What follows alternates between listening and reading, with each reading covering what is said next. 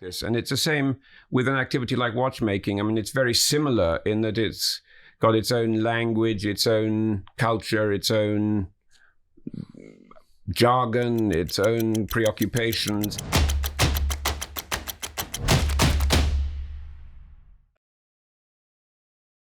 Welcome to another edition of Beyer Talk. I'm very honored and pleased to have with me a real English gentleman, Nick Foulkes. He just came from Geneva and now he's over the way to Zurich, to London again. Thank you for accepting our short notice invitation. It's great to see you, René. I've missed seeing you, you know. I can say the same. I felt pretty lonely only with Swiss retailers last year at the Grand Prix in Geneva, while nobody of our foreign friends were here. And I think the world has changed dramatically. I feel it's not the same as it used to be, and I'm afraid it is never going to be the same as it was before. Never is the same as it was before, really, though everything does change. But it was so sad because, I mean, it's prevented us doing things that we took for granted. I mean, to come to Switzerland, I've got a total of 5 COVID tests to get here, to go back, and then to get released from my house. And I've got laissez-passer, I've got invitation letter, I've got locator. I mean, it's literally like going to Moscow in the Cold War, you know, except not quite as easy. Well, it is also perhaps a little bit due to the fact that we have around Christmas a group of English people came and they were spreading right away the new form of COVID virus in Verbier and other places. And then they all disappeared. Yeah, hundreds of them disappeared overnight. The Swiss government was so stupid, they announced that the police will make a raid over them, and they all disappeared, and they spent beautiful holidays, different places in Wallis and in Graubünden, yes. And so the whole thing got even worse than it was. Yeah.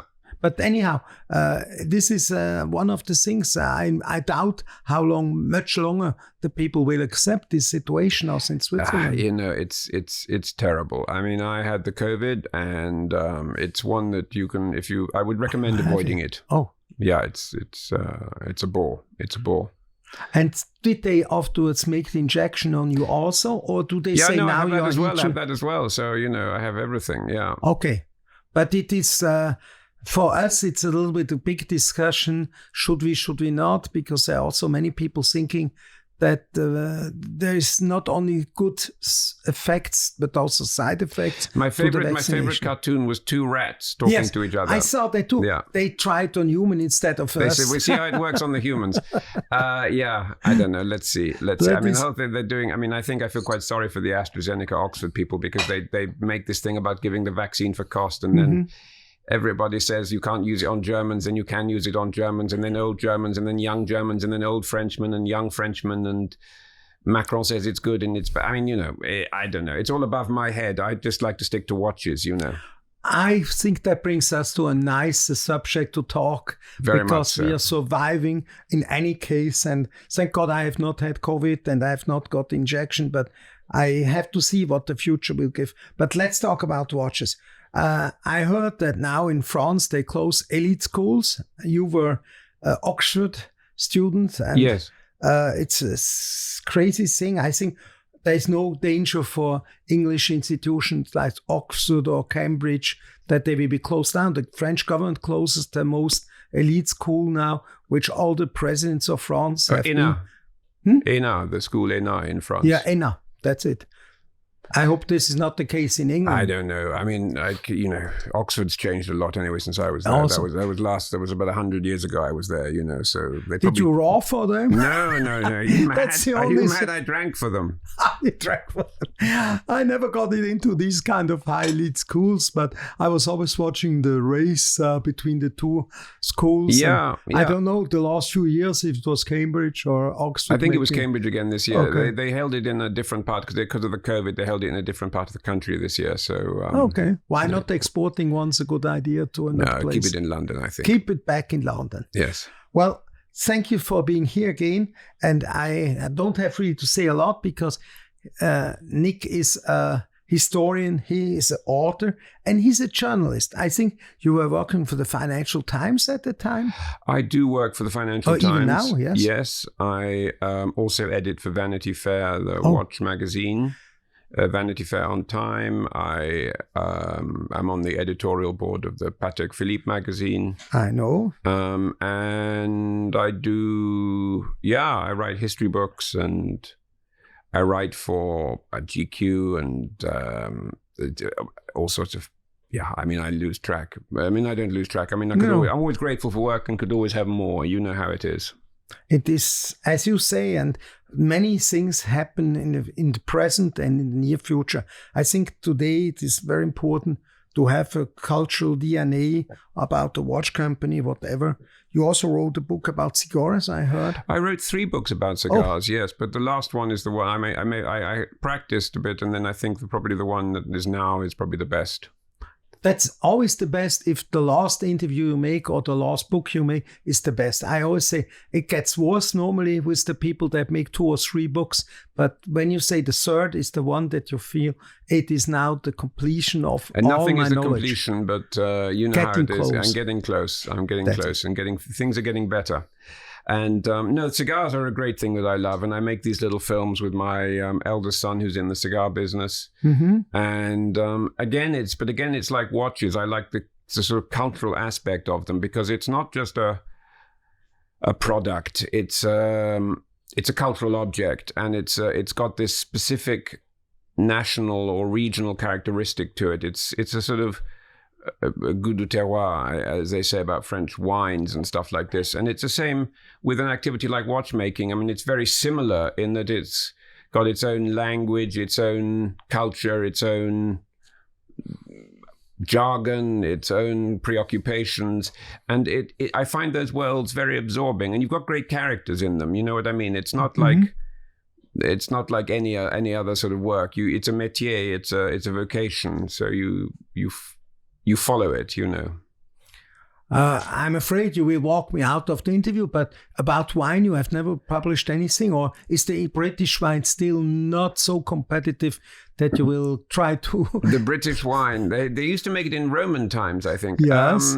And they make it again now. I haven't drank wine or anything for 24 years or something, so I'm a bit out of practice on the wines, but I was in the wine trade. I started my professional life in the wine trade. Good. And I did my exams in wine. But I'm sure you drink sometimes a cognac, because smoking a cigar without the smoking cognac. A cigar, no. Oh. You know, I was able to transfer. Luckily, I had to stop drinking, but I still kept the cigars. So, you know. This is also a culture. It is a culture. It is and very similar, you know, because it's an agricultural product to which the human ingenuity adds value. So true. And I see you also got in 2007 even an honor by being the Havana man in communication about cigars. Have you ever been to Cuba? Of course. I've been going to Cuba since 1995. Oh. Yeah, and everybody says, "Oh, it's going to change," and it kind of has changed, and it hasn't changed. It's a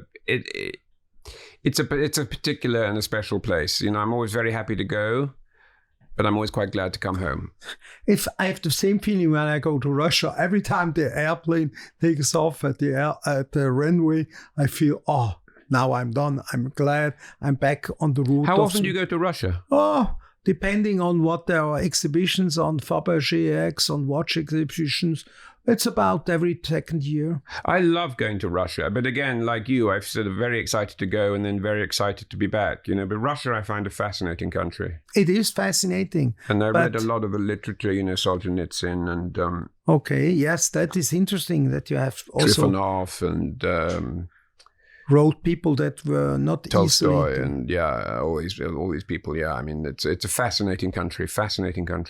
Well, we know today many things about Mr. Navalny, so I don't think the news also about what is happening in the Ukraine, they're not very good. But it is, the whole world is trying to find right now where there are the borders, and I feel politically it is a very unsafe situation we have now. There's a lot going on, and I mean, I think it's, it's if you don't understand history, you wind up repeating it, and this is essentially what's happening at the moment.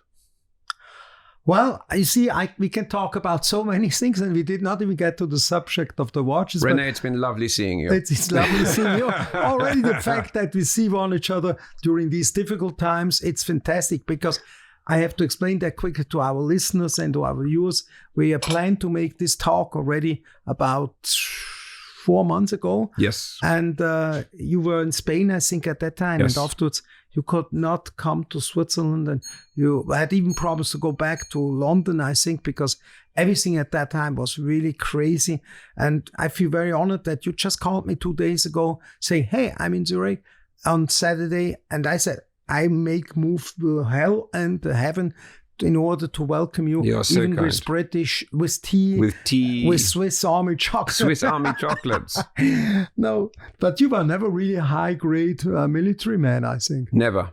Okay. Never. I don't have the inclination. I'm very bad at taking orders, and I have a terrible physique. So I'd make a terrible soldier. Okay. Try at least the Swiss chocolate. I will. Maybe I'd have joined the army had they had chocolate like this. I don't know. That, I think, would be an argument for the army. All right. Now, you are one of the most connected and also respected men. Whenever I talk to an owner of a watch company, whatever, very big or small, they say there is one journalist or one expert or one whatever you want to hear, or historian that really knows of what he talks. And you're not a critic, but you're not provocative. You're not trying to make bad to people which do good. And I really must say, all I heard, is it from Thierry Stern, from Philip Stern, if it is from Mr. Dufour, they all esteem you, your work for the industry. And for us, this is almost more than adding 5 ads in a newspaper. Also what you did in Vanity Fair, where we have been also illustrated with the most illustrious families that are in the business over the whole world. I think that is true, honest, very good journalism. You're extremely generous in your words. Thank you very much. Well, I can downplay, but I find no other words to say it as it is. So let's continue. I don't know. I want to know. I'm going to Geneva on Monday, Tuesday to find out what are the news. You seem to be there because you are privileged as a journalist and as a person. You have seen already most of the things in reality, which I have not touched. I've seen a number of things in reality, but it's been very sketchy, obviously, because I wasn't allowed to go to Geneva, so I had to see the products. They brought them over to London, and there are some nice things. Yeah, nice things. You were not in Geneva to meet up the people like they do normally? No. Being in one-on-one meeting? I came to Zurich especially. Thank you again. No, not at all. I make sure the sun is coming out now. You speak so positively about Zurich. It was sunny at least when you came in, right? Now, we have spoken about different players in the watch industry. I felt especially last year, that now it really comes down who is the elite and who are the ones that are trailing behind the elite. So I heard many people talking. There were 4 watch brands that made really the watch industry in Switzerland last year, such as Rolex, Patek. We have heard of Audemars Piguet and also of, you have to help me, now I forgot the name. The guy, it's not Richard Mille, maybe. Richard Mille, yeah, you're right. Yes, you see, when something escapes me, you help me right away. I do my best. So, what do you think about that? Is that true? I really saw in our business, 80% of the sales figure for watches were made with the 2 brands I think it's true. Yes, I think what's interesting is I've heard even from people Brand Duffy and Watches of Switzerland was saying the same thing, that he does half his business with Rolex. Yeah. Half your business with one brand is, when you have so many brands, is extraordinary. I think it's interesting when you see the companies that are, especially the top 2, they are both in effect independent companies. Even everybody says independence, and you think maybe the guy making 100 watches, or at maximum maybe 500 or 1,000. But these are proper independent companies. And what I like is that you don't have this system of a new manager coming in, maybe from the fragrance industry, maybe from champagne, maybe from luggage. I've seen many here. And they say, no, you're all doing it wrong. I know what I'm doing. And then I do this. And then he makes himself look good and gets promoted to run a fashion house. And then somebody comes in and they're making their own careers. And that's perfectly understandable. And they're rewarded in a way that motivates them to sell watches or to at least generate figures. And that's great for them. But I think when you work for a business that is at the top of its field, you can't go any higher. So whatever you do at whatever level, you're working for the best. So, and I think that also those companies, the two companies at the top, they are the ones that make watches. That's what they do. They're not making accessories. They're not making fashion. They're not making. They are making proper timepieces. And but for them, it's a culture as well. It's a whole. That's what. And there's no. Yes, you can apply modern techniques and all this kind of thing, and you have to because business changes and life changes and advertising changes and all these things. But essentially, that's what these people do, and the business is such that it's a complex amalgam. It's a cocktail of all sorts of different things. It's culture, it's manufacturing, it's business, it's history, it's all sorts of things. And for me, that's what makes it perpetually fascinating. Sorry, are we all right here? Or? Yeah, we're all right. Yeah, okay. They just make a little bit noise, but that's okay. No. I just wondered. I was just concerned that they're running out of film. No. Happily, no, that doesn't happen these days. You only run out of batteries. Right, we don't have to have 36. Whirring things. Yeah. Right. No, but I think to your question, I think. Yes, it's undeniable that there are a handful of brands that with people making their business. They make great watches. It's not that other people don't make great watches. No, but at difficult times, people not retreat. They gravitate towards perceived quality and reliability and also dependability. If they've been doing well for the last 50 years, they might do well for the next 50 years. And if the watch looks as good now as it maybe did 50 years ago, and people still want it, I think that's a big thing. And I know that you do that here, and you've got a lovely collection of the vintage timepieces.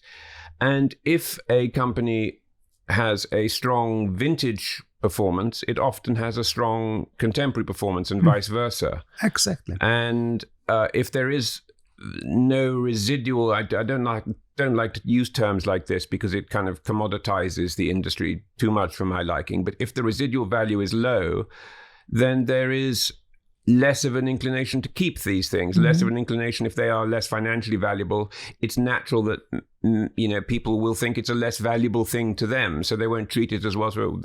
So you have the same watch effectively from 60 years ago from Patek Philippe or other companies, and the Patek Philippe will be worth 10 times what the other watch is worth. And it's true. It's on absolute criteria, it's not 10 times better. It doesn't tell the time 10 times as well. It's not made with 10 times as much gold, and yet there's something, that magical thing that makes it 90% more attractive. It's as you say, I love vintage watches. We started in 1963 to do vintage watches, which we called at that time antique watches, because most people collected at the time big clocks and pocket watches. It's only invention, I'd say, popular since the 80s, 90s, the wristwatches, and today it's only almost wristwatches in the auction market.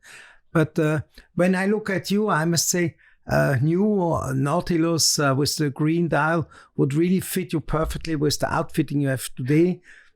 I'm afraid if I ask you now the question, what has been, in your eyes, the most popular things that were presented in Geneva, that I will have even longer waiting list than I have already now. But you are a man that has always been able to identify pieces also that are going to be future collectible pieces. I don't know about that. I like the things I like for certain qualities they have, and they have an integrity. I think our friend Carl Friedrich Schäufele does a fantastic job. Yes, I think. And for me, there was a watch they're stopping the Qualité de Fleurier, because I think it's probably, knowing Carl Friedrich is too difficult. He made himself an exam that he couldn't pass. He said, I want it to be so hard that no watch will ever get through. That's very him, Well, that's why he has now Beyer too. He can make even a more complicated and complex movement on this side. I really admire him. I love that guy, and I love the family, and I think that they do, they're a proper all service company. You know, they do. It's like what I like about. It's not just streamlining, like say a modern brand would say. We do very well with steel sports watches, so we kill everything else. And Patek the same. They do men's dress watches, men's semi-complicated, men's fully complicated, sports, women's, I mean, everything. And, you know, you get that again with what Carl Friedrichs does. You've got, and I mean, one of my favorite watches this year was a very simple sector dial time-only watch that he did, 25 pieces only. Oh. Beautiful, beautiful watch, so elegant. I put it on my Instagram just because it looked great I think it looks great. And I think also that he can do the simple things so beautifully. I'm sorry, I did not mind to interrupt you. Is it from the Mille family? No.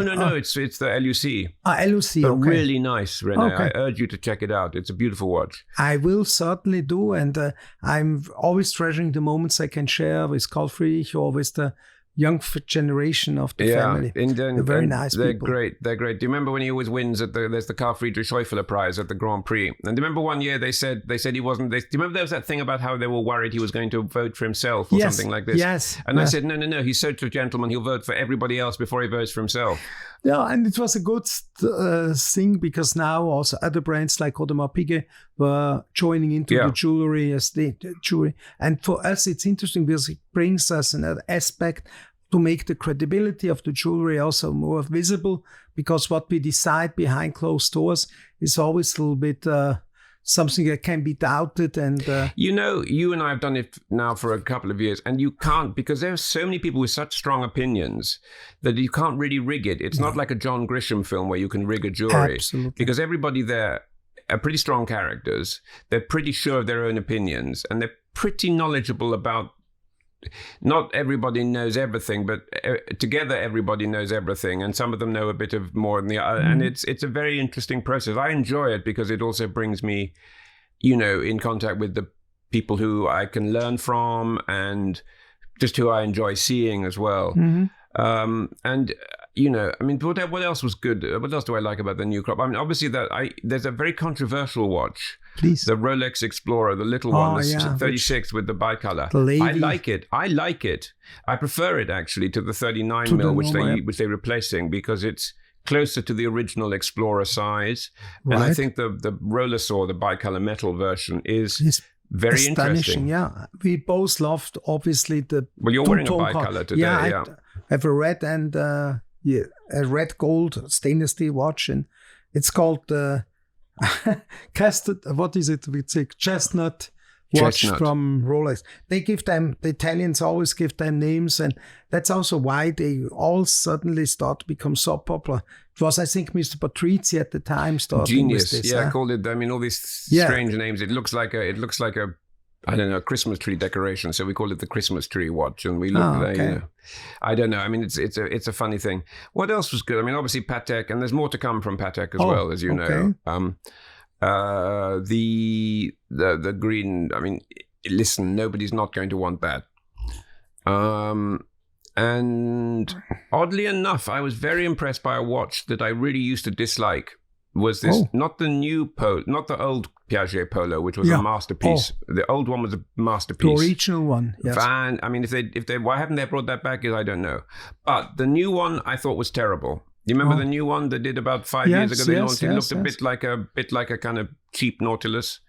Now they've made a thin one, very thin, smaller bezel, skeletonized movement, and they said, you've got to try it on. And I said, well, you know, I don't like this watch, and you know, I'm probably going to say I don't like it. And they said, well, try it. Try it on. You change your mind. On a bracelet, it was terrible, but I changed it. They have a quick strap change system, so I did that, and I put it on. And I have to say, my mind was changed. I thought at least this watch now has its own identity, and it's a really attractive thing. I really enjoy wearing it. It's a nice experience. So I mean, I know Piaget is not, you know, one of your top 2 or top 4 brands or whatever, but it's one of those watches that you can pull out and enjoy. Cartier, I think, is doing very well at the moment by basically finally having understood what people want is Cartier. They don't want... That's right. They don't want funny watchmaking with Cartier on the label. They want elegance. They want beauty. They want charm. And I mean, it's... I don't know. You must know more than me, but I think that their sales of watches are going up quite dramatically as a result, or at least doing better. We hope for, but because it was dramatically going down also at one time. Yeah, so we have to be honest on both sides. Yeah, but I agree. I kept saying it was okay, but they did not win parts of the market. It was exactly brands like Patek and Royce. Even they made less watches, they could gain market shares, and that is what's important. I always say bioeconomics too. When business is bad, we can be better than the average retail store. When everybody is good, doing good, we are also good, but we cannot make the difference. Yeah. So it is during the bad times that you must make the difference. But that's why you're a successful businessman and I'm a poor writer. No. So, I mean, René, that's why you understand this. But, okay, follow my advice to buy vintage watches, then you will be able to pre-finance your books even without having anybody to pay for. You're very, very kind. Well, maybe you can help me with that. But no, I mean, for me, but I just love looking at watches, even though I know either I won't be able to afford them or I don't even necessarily want to own that particular one. I still get excited every year, and I've been going to the fairs for not as long as you, but for a while. Yeah. And I remember things coming back now as vintage that I remember seeing being launched. And I think, it's like seeing an old friend after a number of years. They come back and you think, I remember that. I remember I hated that watch when it came out, and now it seems to be really popular or something. Sometimes it's love on the second view. That's what I call. And also I think Bulgari has made in the last few years interesting pieces, which before they were a little bit mainstream, but now they succeed even in It had a great period with Gianni Bulgari. Then it went through this very... Do you remember the Asioma watch? This was a terrible thing. That had straight sides and curved top and bottom. It was like a half round, half square. Oh, yeah.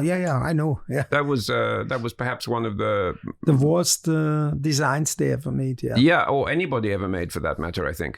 Yeah. But, also, Patek tried to make a mix between a Nautilus and the Ellipse. It was never the a Naughty success. Lips. But you know now the Naughty Lips is a success. You can't say that to the Asioma yet. I call it the naughty watch, not the Nautilus. The Naughty Lips, though. The Naughty Lips. That's right. No, this is also during the time they were producing, no one was interested.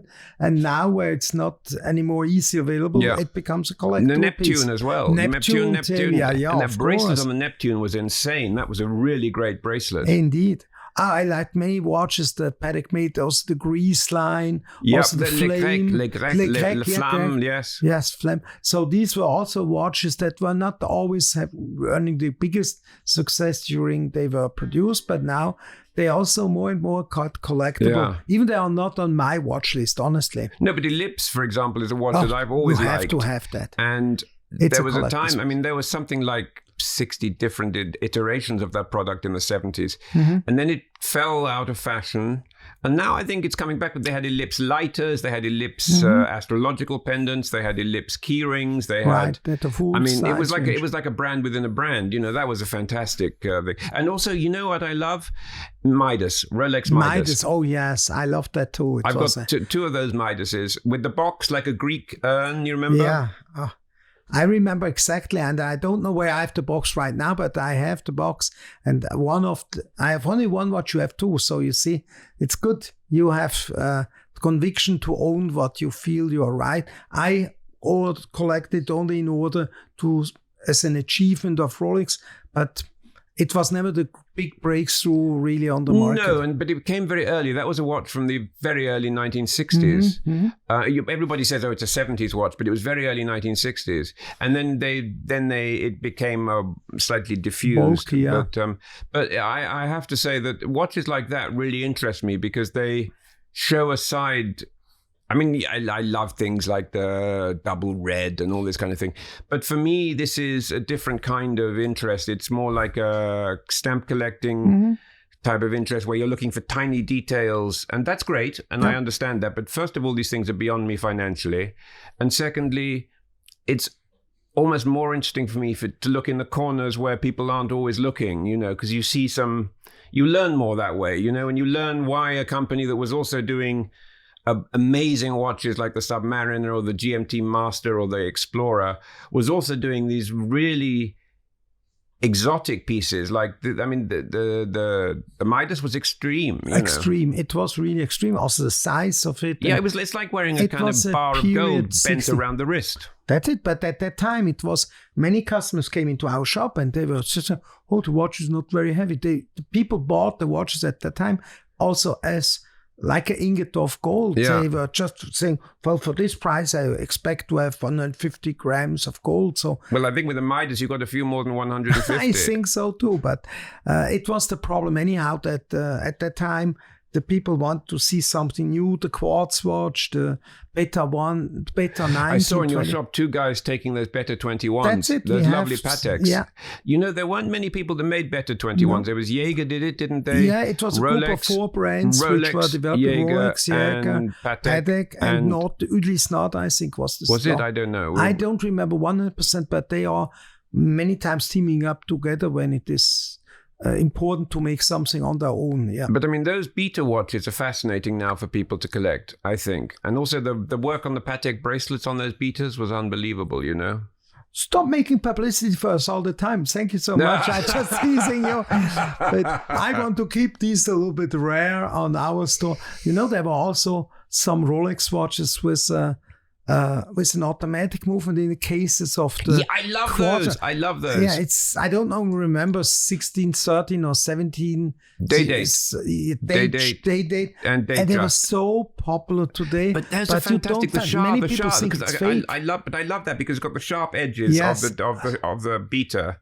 And the Shah had a really good one in white gold with, I think, an oxblood dial. Oh, my God. Yeah, I think that's in, I don't know who's, I think it's probably Claude Sfer has that in his collection. Oh, he has so many pieces. He's also part of the jewelry of the Grand Prix d'Horlogerie, where we have been so far. He's working with Philippe Dufour now. Yeah, and now he makes a special watch. I heard 25 pieces they want to make. Yeah, I wrote about it in the Financial Times, how to spend it. I interviewed them both. We had a great picture of them on the mountains, both in those kind of red, heavy lumberjack jackets from Canada. I saw them. They both have beards both had now. Beards and pipes. Both had beards and pipes and sunglasses. It was the best picture, I think, of the year so far for watchmaking. You know, I wanted to make a story with Philippe Dufour, but he said it right now it is not very good. He's fully in that project. So I said I will try later on. Hopefully his health and all these wishes that he wants to make this thing happen will come together.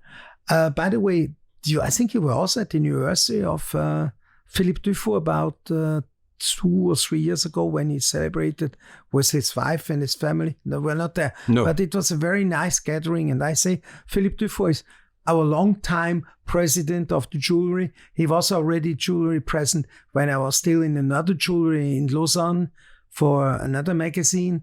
Before I went to Geneva in that one. And he's a great He's a great guy, and I love him because he's always smoking his pipe.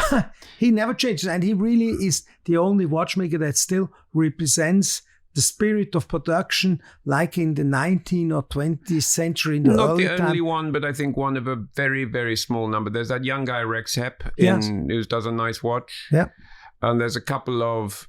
Oddly enough, around the world, there's some Japanese watchmakers who do foreigners also from Scandinavia. Foreigners particularly. Very good, very good. I like that. You know, the Swatch industry, I'm happy if it stays Swiss for the most, but I'm happy that all over the world, also watchmaking schools like from Vostep and this is a great thing because we need to bring our culture, not just with the watches, but also with the culture, how they are treated, how they're repaired. That was at the time the reason why Omega went down in America, because they never were caring for after-sales service. That is what I heard. And I think now Omega is having a bit of a renaissance. Of course, it's an American. But also they got great. I love this new one they did, the new Speedmaster with the new movement. So it looks almost exactly the same. Exactly. But almost everything has changed. I mean, they made the 2 hours extra power reserve by making the staff on the mainspring a bit smaller, so you could make 2 extra hours. I mean, this level of detail is fantastic, and they made it metas and. You know, but they're taking real care to kind of not make pastiche antique, but to do watches that respect the past, but also incorporate the best of today. Absolutely, I like Omega very much. I think they do. I think they're doing a great job right now. And I like the Hayek family. They are doing well, even though they are blamed for everything. that is not going to, they speak up also against the Swiss government when they're the only one that also have that political voice, which comes, of course, still from the father. Yes, unfortunately, the father never really cared too much for me. He wasn't, we never really hit it off, unfortunately. But I have to respect his achievement. I mean, he was extraordinary. I have to tell you, you got to know Mr. Hayek Senior, especially when you did wrong. So you were doing always good, so you never got to meet him. But I tell you, when something was not good, he was taking the phone, called me on Saturday, he wanted to know why sales figure, he wanted to know why we did not do better or why we can make this or that. You just tell him I've been in the business of 5,000 years. We were selling watches to Julius Caesar when he came through Zurich. You still got his photograph downstairs, coming in, going for a Beta 21, and you were advertising him to go for the La Flamme or something like that. We are having now 261 years. That's enough with 8 generations. But you're right. Things have changed a lot. When I see through old magazines, publications, I see that now only about 3. We have 2 retailers which are from Zurich, and all the others are now either directly come from the companies or companies that are generated originally in Geneva or in Lucerne. So we are very few. But also what's interesting is if you look at the successful companies, again, our famous 2 successful companies, they have a little bit of their own retail, but they have also, they work mainly with partners, and they respect Which I the think partners. Is very good, yes. And it's a very good system because you get the, it's traditional. Perhaps in the short term, you get more margin if you open your own shop. But then you think, it's very greedy, and you think, okay, it's easy. And it's not easy being a retailer. It's a different thing, you know. Thank you for saying it. But it is. It is. People always think we can quickly we can quickly make a double margin or something. And the construction and the refurbishing all the time. You know, the companies, they want us to refurbish every 10 years. The stores, also our Patek Philippe boutique, will be refurbished next year. I'm looking forward to seeing that. Yeah, I still don't know what is the new concept, because they have made a boutique style magazine like in Geneva, Paris and London, but now they don't know exactly what they should do. But those 3 boutiques, those 3 salons are quite different places. I mean, the Geneva is very historic. The London one, I have to say, I know I'm in Zurich, but the London one is great. It's run incredibly well. Yes. And it's a great center of Patek excellence. And they you know, they do things with a great sense of occasion and ceremony. And, you know, it's... They understand, like you do, the sense of occasion that comes with buying a watch. Absolutely. And in France, they're only in Paris because they don't work anymore with retailers, because it became so difficult because of the European law to handle the retailers. They have stopped to work with them. Is that right? And that's why they focalize only on Paris. Is that so? I wasn't aware of that. But France is the country where it's only Côte d'Azur and Paris, of course. They don't know the federalism as we have it here, where almost in every canton there is also a retailer because of this geographic distribution reasons. And also presumably the weight of history as well. Yeah. That's been born like that. So what are you looking forward to getting to look at when you go to Geneva then, to look at things? Well, it's nice you take over now the interview from me. No, but I'm interested. I look out for the things that you tell me now. And of course, I'm always open for everything. I have no clue, because so far, this digitalization, I get all the presentation like you online or on Zoom meetings or like that. Yep. Now I hope really to see the owners of the companies, because for me, this is where I see the things which are going on in 2 or 3 years. The present news, I will take them, but today I don't expect so much, because in these times where you cannot travel really, you would have to go to Shanghai to see an analogical exhibition. But most GOs I spoke to, or owners of the companies, they said they cannot go because it takes them 4 weeks for the quarantine to go. In a government hotel, have to have a vaccine of the Chinese. Even if you've had a normal vaccine, apparently you have to have the Chinese. I did not know that. I mean, that's what I've told. I mean, but God knows. I mean, I'm not going to go in a hurry, you know. I mean, it's difficult enough coming to Switzerland. So, I mean, going to China, I don't know. I'm probably dead. I'll probably die in the hotel or something like this. I know, but you see, the English think they can already go to America again this summer. Perhaps it's possible because England has always said come to special Switzerland relations. instead. Good. Shop at Beyer. Go to visit the Patek Philippe Museum. Now you look like Roger Federer saying the same. I'm nothing like Swiss Roger. I mean, I tourism. love Roger Federer, but I want to become Swiss. We all love him. We all maybe love they him. give me a job in becoming a sort of unofficial ambassador for Switzerland. I don't know. I give you a job. You don't have to look for another job. I give you one because you're the best dressman you have ever seen. If the camera can zoom once on the rings of Nick, he wears so astonishingly jewelry and so big one. I have never seen a man like that, and I wish I would see at least wearing a man at least one ring on his finger, because this is also an industry which is fantastic and it's not sufficiently supported so far. My children my boys love wearing rings. But you look great with those. Thank you. And also the bracelet. I think it's the hair of an elephant. Yeah, tail. it's from the 30s. This one, it's ancient. Good. It's made in Nairobi, I think, in the 30s. I had 2 or 3 customers who wanted me to wear. I spoke to the Zoo of Zurich and said it takes a long time for them because they cannot just cut them like that. They take only like the feathers off a bird. Can you do it though? Can you do it with Zurich Zoo? We can do it, yes. That's fantastic. Wow. I must get you to make me something with this. It's such a good idea. Impossible things to make right away. Wonders they take a little bit longer. That's the slogan of the company. Oh, brilliant. You are fantastic. You are fantastic. Well, I try to be like you are also fantastic. Now let's talk about other hobbies you have. What are you doing? You said you were not in the military. You are sporty, yes? No, I play backgammon and I run a little bit, but not really. I mean, I like... You're not playing golf like Winston Churchill said, a nice walk spoiled or so? No, I shoot a little bit. Okay, shoot. Yeah. But not on birds, you shoot on the tone. Occasional, but I'm not very good, so I don't hit them very often. And thank God for the birds. Yeah. And then what else do I do? Play backgammon a lot. Okay. I like backgammon. Smoke the occasional cigar, as you know. Yeah.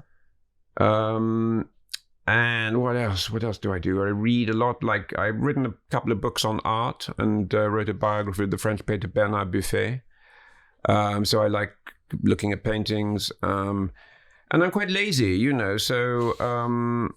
You have a good humor, not lazy. You have a lazy humor or a funny humor. I like that. Very, very kind. Very British. And I look already forward to make a next interview with the subjects you just were mentioning, because time seems to run out here for today. But I'm very pleased to have you here as my guest. And I look forward to seeing you again, either on the jewelry, if it's possible, for the Geneva Watch Grand Prix, and which is the Oscars of watches. And otherwise also, whenever I can see you, it's always a great pleasure. Not just because you are so colorfully dressed normally. It's just a pleasure to have people that are having a character, that are standing for themselves and not trying to play a role. Thank you. Thank you for being here. And now we want to spend some 4 minutes in private together. To our listeners, I wish you a very good show, and I hope that you will all be healthy through this situation, and we see each other soon again. Thank you for listening and watching. Bye-bye.